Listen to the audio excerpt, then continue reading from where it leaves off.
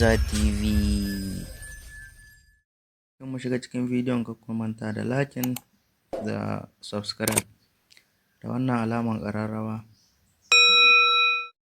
Bidiyon zan nuna mana yadda za ka dakatar da talla a wayanka. Alal misali kana kallo ko sai ga an kama talla abin ba daɗi na san ko za ka ji ka wani iri.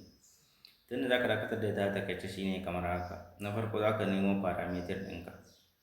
Nan sama ga wani wuri ne na ce connection ɗin. Sai ka jawo ka zo ƙasa ga wani wuri na fili da parameter da connection sai ka taba kai. To kana taba sai ka zo ƙasa ga wani wuri ne na ce da NS ɗin nan sai ka taba a kai. Sai ka maida shi bisa ga na ƙasan nan duka ga na ƙasan ga na ƙarshe sai ka ɗora shi a kai. Dan nan ga wani kalma nan sai ka rubuta shi nan wannan wurin sai ka taba a screen. Daga wannan shi kenan kayan maganin shi.